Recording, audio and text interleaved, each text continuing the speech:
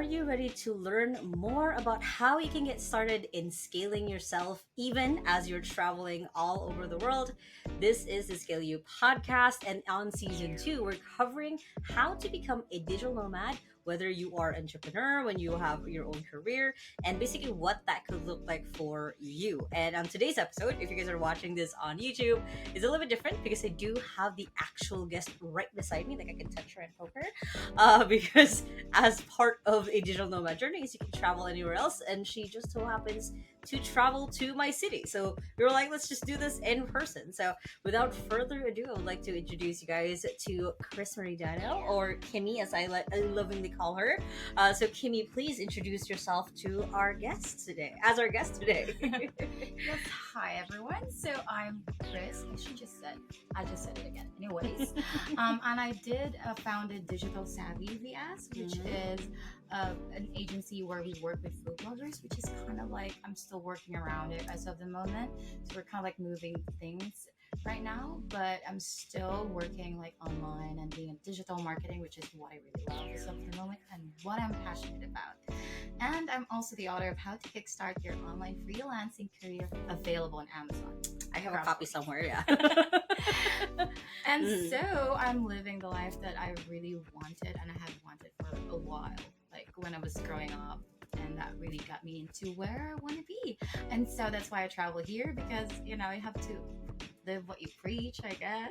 True. And so when she kind of like bumped me into like, hey, I want to do a podcast, I was like, you know what? Why not come and like visit you? I don't be there anyway. Stopping me anyway.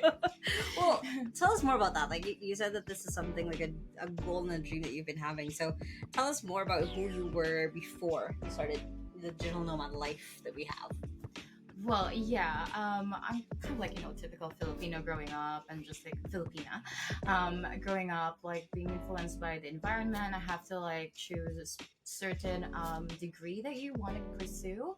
So I wasn't really like forced to do it. I was just kind of like, how do you say that? Like influenced by it, by people that are surrounding me and like trying to tell me like, oh, this is a good one for you, and have no idea at that moment what I really wanted until I tried it and got exposed more into like different things and met different people, and so it got me in a specific position where I'm like, oh, earning money online is actually possible.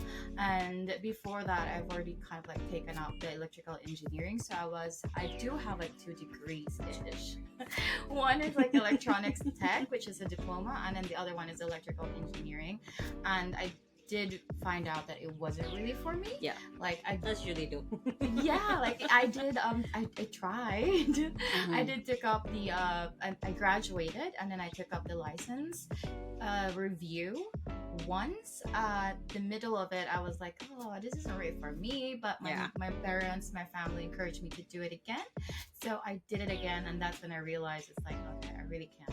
This isn't really for me. That wasn't a waste. Like I honestly still, if I have to go back, maybe I'm not gonna pursue engineering, but I don't regret it right now. Like I felt like taking up that life, or like the journey that I have from grade school to college, it's still made me who I am, and I'm really grateful that I have like, you know, the professors I've met, the people, the classmates I had. But yeah, it's not, it went to a point where I know it's not too late for me to do career shift. But I do believe it wasn't a waste. That's good. So that's a pretty good way of seeing it, because like there's always the life that we thought we were gonna have and the life that we do have right now. So tell me more about that shift then, of like, how did you then go from the girl with 2 degrees, which I met her when she was still studying her 2nd degree. It's been like 8 years. Yeah, we've been like we've been together. We're stuck together now. So how did you go from the girl who had 2 degrees into now the girl boss that you have, where you have your own business, you're growing it, you're finding yourself in it? What was that shift like for you? Well, it was a roller coaster ride for sure. Like it wasn't like all the paradise how people would like some would kind of like advertise it, but it was something that I enjoyed. I did cry a lot, but I enjoyed it, and I did have, starting out like the first ever, it was quite a journey, I would say. Yeah, how did you get your first client then? It's mostly coming from networking. That's Mhm. that's definitely what got me into it. I was introverted, I would say. I thought it was, but then when I start to put myself out there, I started learning that I do love to connect with people, love to talk with people, and love to learn things, Mhm. and being able to collaborate wherever I could. And my first ever client that I would say coming from online was from my blog where I was doing when I was taking up my second degree, which was electrical engineering. Because again, I don't say that it's a bad one. I just know that it's not for me. So I never really had something that I want to do, like be passionate. Like you have nothing to like push you the next morning or something that keeps you going because Yeah. it's something that stresses you out. You've been like, reading math books or something. That is not something you're passionate about. Mhm. And I have like mad respect for people who went to engineering, have like loved the course, loved the path, loved the career, but Mhm. it wasn't for me. So I have to like do something that makes me happy. And so that was writing for me. That was writing something that I love, which is lifestyle at the moment, at that time. And so I did that. And then I found someone still in the community, but it was online. Mhm. And then after that, I started moving into like networking events, like face to face, like those things that you see, the events you see, and like Facebook pre-pandemic, or like Meetup, or like Eventbrite. Those events I really started going and pushing myself, and I met amazing people, which opened my eyes more to like what the digital nomad or like online work or earning money online is. And I met someone from there, which is, I felt like the first client I've ever had, which is still writing, that made it to like really open the door for me for digital nomad or for freelancing. And I remember when we were just talking about it, I remember like we went to a bunch of those basically as well. Just because like I think we started like our respective business around the same time also, which is Yeah. I'm realizing that I'm like, oh yeah.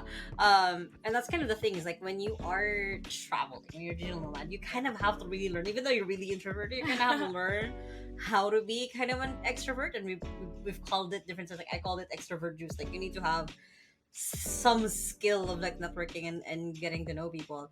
And in the last couple of years, like what has that evolved into, like from writing, from creating basically blog posts, what has that evolved into, like into the business that you have? Career-wise? Yeah. I would say it's the curiosity Mhm. and the creative way of integrating yourself into different environment, because you also have people or teammates that you work with. Depends on the project you're working, Yeah. the client you're working with. And so being able to put yourself in there, you get curious and at least for me, that's how it was. And I was able to like learn different things about like anything that you can earn money online with. It started with like writing, and then I start working with an SEO agency and started thinking about like what's SEO. And so got into that. And then I started, when my contract ended with the agencies, I started learning more or going into like direct clients and becoming virtual assistant. Even I tried that. And when I was doing virtual assistance ish, I was like doing video editing. Like you kind of like wear different hats when you're a virtual assistant. Yeah, that's true. So you do a lot of different things, and from there I tried to find something that I really felt comfortable, that I felt passionate about, that I felt I really love doing, which is mostly in social media, because it's more connected to a lifestyle. Like not much, but like kind of for me at that time. And so that's where I put my shoes in more into like digital marketing. And so then after being able to experience the whole agency thing, the whole being able to work direct client as like just me and the client, and then with a team, that made me think of like, why not have my own team, So I then pivot into that as well. And then life happened, so I started like it's ups and downs in this industry. And so I started having my own problem personally, and so I kind of like taken a step back and then tried to like let go of people, and then try to work by myself and also on myself, just like mentally and all. And then I would say I went from zero to hero, hero to zero, and then I would say I am now zero to in progress. That would be a good way to say it. That's a good way of thinking. Yeah. About that. Yeah. Well, it's interesting is like I said, like we both started a little bit on our girl boss journeys around the same time, and we've had a lot of conversations on like travel. And I remember at one point we did travel internationally to Thailand. Yeah, That was one of We our met kind of there. joint digital nomad journey. Yeah. So tell me more about that, because I remember when you went to Malaysia, you kind of did solo traveling. I know you have a family member there, but how was that like? How was kind of solo girl boss traveling while you still had your business? That was honestly that was quite multitasking. Like Mhm. it was everywhere. Like I do feel like it was overwhelming, Mhm. and also prepare. Of course, I did prepare before I did that, but it was all over. Like things is just like you really have to balance, like you know, working plus managing people, plus also for yourself, and then exploring the place. Because why are you there in the first place if you're not gonna explore the place anyway? Yeah. And also thinking of the other things, like, oh my god, my internet, like the small problems that you go through as long as you go around and like explore and travel. It was a lot of things, but being organized helps, like being able to plan. I know spontaneous ish works most like often, but it's also good to prepare yourself to, especially if it's your first time or first time solo traveling, or just being able to like go to a place that you are not familiar with anywhere around the world. And I felt like I do have a little bit of paranoia in that, and I try to be ready as much as I can. Even when I'm traveling here in the Philippines, I still have to like, okay, what about the internet? What about the people? What about the place I have to work in? Is there like a noise and stuff like that? But then sometimes there's also part of you like, you know what? Let's just wing it. Let's just see how the wind blows. Yes, Yeah. yes. But honestly, if I have to advise people when they really want to go into it, is to really plan. Like I've done both, and spontaneous-ish works most of the time. And there's adrenaline and like something about it that's adventurous, but it is stressful. No, it's quite stressful. I think you've done a lot of spontaneous, so you could probably attest to that. No, it's funny because like we see all of these digital nomads who are like, oh, I'm going to this country next, and like they do the poll of like which country should I go to. I'm like, oh, I'm going because you guys said I should go this. I'm like, but in reality, there was probably a lot of planning that went into that. Of like finding out like, okay, if I do leave it in the hands of people, where's probably a good place with like internet and a good Airbnb already. So what's your checklist? I'm curious, like do you have a checklist of like what do you look at? Like I know like in the last year you traveled a lot in the Philippines. You're about to start traveling a lot internationally again. What's kind of a mental checklist, or if you have a physical checklist that you go through when you're about to plan a trip, basically where you're going somewhere and working at the same time? Well, my checklist actually evolved. Like I did learn from experience, and like keep adding and adding and adding. But it's just, and honestly, it depends on the place that I want to go next. So if I'm in a specific city right now, my checklist depends and varies on like where is the next destination, because then you can just like buy anything from anywhere, right? But if it's like something that you can't buy to the next station, maybe it's like an island or like a city that's like there's some problems with buying specific stuff, I just have to prepare everything. But the top three that I really have as a checklist is data, and also the laptop for sure, and every plugins that it has its own space. Like I can't just like, I have to have its own checklist. Like, did I pack my laptop, my wires, and my other stuff that I need? And also the third one is of course like your cards. I could never live with my cards, because I always, or like cards and money for sure. But or any digital, if you have like digital banks or any of those are things that I really have to check every time. Like, do I have them? Because this probably depends to other people, but for me, I do have the tendency to forget my money and stuff, and my wallet.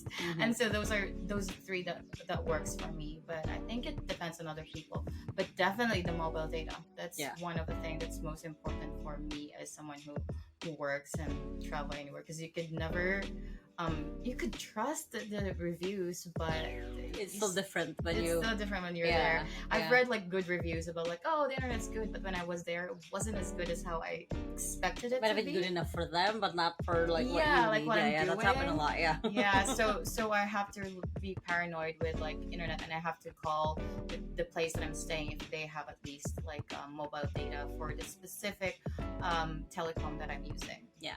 So those top Makes three sense. is like always there. Well, one of the things I also wanted to ask you is like and we've talked about this so many times. It's visas, basically. Of like being a Filipino digital nomad. And I know there's of course there's passports out there. It's a little bit harder for them to get certain visas. Of course, like this is from the POV of two Filipinas who travel a lot. As like how has that been for you? Like when you are traveling, what are the things that you keep in mind when you are thinking of traveling internationally? What are the things you put into place to make sure that one, that you can actually get there, and two, that you are able to still work while you're traveling? Oh, definitely research. Mm. Research, and another like a little bit of like advance to it is questions, like asking questions to the right people. Like what? Because it's like I reach out to people that I know who are also travelers. So I always kept that network, which is kind of like an extension of research for sure. But it's still different because it's an experience that they have for themselves. And because you know them, they would really be honest about like what they have experienced and what works for them.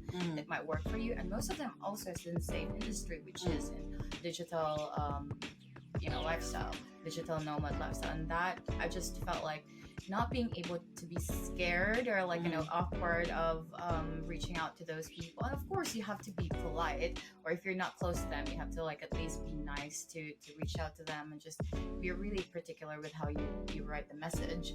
But it does work, and this is one of the things that I find out that this is really funny because you always have that fear, but honestly people are really just nice. They're just kind, and you just have to be kind to them. Because I have that fear all the time, like, oh, what if she doesn't like me, or he doesn't like me when I reach out? What if he doesn't reply, she doesn't reply? What if if I ask directions, what if the people will not talk to me? I have that fear all the time, but you would always be surprised with how nice people are when you ask questions. Of course you have to ask it nicely, you have to say it again, because sometimes when you're tired with your traveling, True. you can be like really grumpy inside. But yeah, you just keep it nice, like keep it like as much as you can control it. And if you can't control it, just breathe for a bit and don't do anything else, and then when you're ready, then go ask people, or Got reach it. out.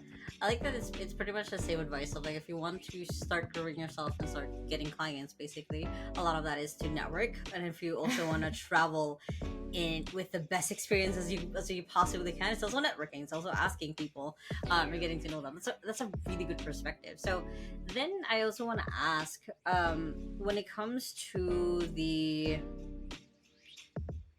travel aspect, like which country or city has been your favorite so far that you've traveled to? Oh, that's so hard. I feel like I'm biased. I'm definitely gonna pick Philippines for sure. And we have the best island, or like at least one of the best islands, and we have the nicest people. I know I have heard some friends who said like, oh, some places are kind of biased to the locals, they're more nice to the foreigners, but honestly in my own experience, locals or foreigners, they're really nice, as long as you, as I've said earlier, You're nice also. If you're nice to them, they will be. And there's time that I have reached out, I have talked to someone who kind of like come at me a little bit of aggressively, and I just responded nicely again, and then they kind of like taken aback, because then you don't really know what's happening in their lives. Like you might be like having so many customers from the morning, it's just like it's not really like your race or anything. And that for me is really like a deal breaker. And so yeah. Got it. So then where is the destination you've always wanted to go to? I have always loved culture, and I have always loved rich culture, of course, and Europe, and I think it's everywhere, honestly. Everywhere you haven't picked it anywhere else that you history. can. Yeah, because I can't be saying like, okay, this one and that one, because no one's really in the number one. They have their own beauty, and I just can't. I'm not saying it because like, oh no, I'm gonna be canceled. But it's not. It's really is. It's what I felt like. Aside from the Philippines, of course. So that's our only bias. Yeah, that's my only bias. And I think I really love Europe because it's rich history there, and also Asia, and and so many places to for so sure. many places to check out and find out. Yeah, that's true. So then, as you're traveling, and we were just talking about your travel plans, basically in the next year, what's the way, or how do you make sure that you balance exploring a new city and then working, still getting things done, basically? That is a really good question because still the I'm struggle. still trying to figure it out, especially when there's like changes in different factors. Like one is if the place I'm gonna be going to has like, you know, like rotation of brownouts, especially here in the Philippines, or the place I'm going to has like parties a lot, you know, like Thailand. So you really have to like balance the places. And for me, before I go there, I always have a map of like a mind map, or like, you know, like any list you could have, a notes, or like anything that you can write it, the time that you want to work, and also the time that you want to explore a place, and then put a time to like, you know, connect with, that's for me, connect with people, because that's, you know, I love connecting with people. And so I do have those timeline, and those changes when I arrive at a certain place, so that could go around, because, you know, sometimes in this place gives me productivity at nighttime, and sometimes it's in the morning, and sometimes it's in the evening. So I shuffle them around, but I always have those blocks in there, and then the extra blocks I just, you know, have to put in myself. Take yourself in a like a fancy place, date yourself, just give it to yourself. Or if you're traveling with your partner, you can do that as well with their partners. But yeah, having those 3 blocks really helped me with like, okay, it's time to work, to get me motivated, because then you have a very short timeline to like, oh, I have to explore now, so I have to finish it. So you have less at least for me, that's less procrastination. True. It's actually a really good way to because you're giving yourself something to look forward to. Yes, so basically. You have like, because sometimes you get really, I have to admit, like sometimes sitting in your chair, I do have some like slow moments of like 2 hours of procrastination or getting distracted with small things, maybe like Facebook or TikTok, or try not to, but it is what it is. But with traveling, I really notice I'm more productive simply because of that system that I have built. Like I do this, and then at this time you kind of like reward yourself. Yeah. Especially with exploring. The exploring is my reward. Also like connecting with people, but mostly exploring. Yeah, that's a good way of looking at that. It's like, giving yourself something to look forward to, giving yourself a little reward. Like if I get this done, I'm gonna go there. Yeah, true. So what's the next thing for you? Like what are your, like, we just talked about a little bit of your current plans to like travel, but what's next for you? You mean like career wise, or like in life, or either one? We've kind of been just going everywhere, the topics, which has been good, which has been nice, but like career wise, life wise, what's kind of been what's the next thing? So I asked this question in a lot of different ways, and that's one way that I asked it. So another way that I think to kind of narrow down is, let's say we were able to duplicate you. Say there was you, Kimi. There was like, oh, another Kimi, and a fifth, and a tenth. Let's say there were 300 Kimis. How would you want to change the world, or what would you like the world to look like if you had that much influence, because you had your mini-me's out there in the world? What's the value you would want to multiply? Well, I still want to travel for sure. And I think one thing that I really have been looking into is to do like volunteering more often. And that is just rewarding in so many ways, because you kind of like notice it that it's not about the money, it's just also at the same time like you can help wherever you can, and that's not like I'm trying to be a good person, it's just like there's fulfillment in it. It's something you like to do. And I felt like traveling and fusing that I could reach more, like not just like, you know, in one place, or even especially this year has been like traveling in the Philippines, going around. I haven't done a lot of volunteering, but I try to help as much as I can, like donate as little as I could, because at this time, like this year was kind of like my healing phase, so I never really had been out there, though I was traveling. I mostly kind of like was lost and like, you know, and trying trying to get myself and make feedback in it. But yeah, I try to help as much as I can with people in any way I could. Like, some people reach out to me to like, hey, can you help me with my career? And I could like help as much as I could. Though I do sometimes sell my book. No cap. But if they wouldn't, yourself. of course. But if they wouldn't, I would still help for sure. Of course. And in small ways, like if I have extra, if there's like a kid that needs food or something, I would do that. But it feels like there's something about being impactful in small little steps that you can as much as you could. At least that's for me. Yeah, that's beautiful. Whatever impact you can. Is there a specific advocacy you want to like focus on? If you could, if you had 300 of kids, like what would be the main drive that they would be on? That's hard because my selfish self would say like travel, like go around, and my other self would be like help people. I think one thing that really got me into like helping and reaching out to people was like losing my dad, and that's kind of like the biggest empty thingy, and I tried to fill in that void and find it from helping people. I love and that. So many different like emotional being there. That's why I travel also, because when some friends or acquaintance would say like, hey, kind of like I'm in a bump right now, I would like, hey, you know what, I'm free, I could come and like help out, maybe be like helping with a kid if they're single moms or something, or like just being there emotionally, even if it's just my presence, and just help as much as I could with healing phases and stuff. Because everyone's just gotta have someone to have to call and reach out to, and I think that's mostly how I want to see myself. That's beautiful. Impacting in small ways and small steps, and also going around places. No, we were both there when we've lost either parent. We were both there for each other with that. And it's beautiful because like it reminds me of this really good quote that I always remind myself as well, and I tell other people, is grief is when there's love but there's nowhere to go.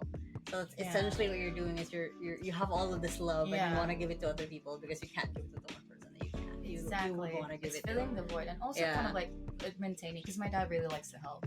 So he's that kind of I would say I'm not really the best person as the good person in the family, but my dad kind of like is, and he kind of like give more than he should have given to himself, and that is, for me, I did not see the value of that before until kind of like when he was dying and all that. It's like there's like impact, because you see people in the wake, you see people coming in when he was in the hospital, and that impact kind of like got in my brain, and I'm trying to figure out what it is, but it's like being able to be there to people who need help most, and I did not understand it before until he was there. I hope it wasn't too late to realize it, but it's just how I felt like it was. Your dad's legacy lives on with you. He influenced me for sure. He's a good person, I would say. Yeah, that got a bit dark there. Not dark, deep. Not dark, deep. Okay. Alright, so to wrap it all up, how can people find more about you? How can people get to know you, or just become even a client? Start this is kind of networking. It's kind of getting to know you guys. But how can people find you and follow your journey? Yes, I'm almost in every social media platform, hence I'm in digital marketing. Yay. So I'm in YouTube, Facebook, Instagram, Lemonade, Pinterest, probably, that I have not been aware of. TikTok, some of those I don't even manage anymore. On Twitter, so I'm Kris Marie Dano. That's just my name in most of them, and you can find me and reach out to me. I'm happy to help as much as I can, and especially if you're trying to build like a digital nomad lifestyle, and if you would ever want to check out my book, for sure it's available on Amazon. We'll link all of that. Yes. And also you can reach out to me on Facebook in case if you really want to order it. And I'm also kind of if you're in the Cebu city, I do have a display in the company Cebu that you can check out. That's very cool. You can also go there and buy it physically. So those are the things. I don't know if I missed anything. I don't think so. And if you want to work with me, because I'm awesome with your marketing and stuff, you can also reach out to me in all those platforms, and I will get back to you as fast as I could, as much as I can. Oh, well, thank you so much for being my first in-person guest. I'm glad we were able to fit ourselves in my smallish studio. But I'm looking forward to you evolving to having your own studio for sure in the Right, on an future. actual. But then we're digital nomads. Like, why would we Exactly. go? Like, what if you have this on-the-go digital studio? Right, That just, would just, be I'll like, just bring my big ass microphone. and then I you don't go know. to different places, you meet like digital nomads. Right, and it's like, right. hey, I have a mini studio somewhere. And just, Yeah, carry it co-working on. space. Yeah, maybe we might do like another one of these like when we're both in Somewhere Vietnam. around the Apparently, world. I don't know. You will see each other. The world is our address. Yes, exactly.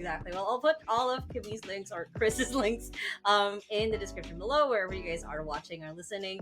And of course, if you guys liked this episode, make sure to hit the like button. If you guys are on YouTube or anywhere else, comment below if you have questions for me and 𝐿, and we'll find it and we'll find you. It's kind of creepy. A little bit, yeah. And if you guys still haven't yet, make sure to hit the subscribe button wherever you are watching or listening. And make sure to watch out for future episodes every Tuesday for the 𝐿 podcast. Thank you, everyone. Thank you, 𝐿. Thank you. This has been fun. Yeah. I hope you guys have an amazing day, and with that small steps matters. And I'll see you in the next episode. Bye. Bye.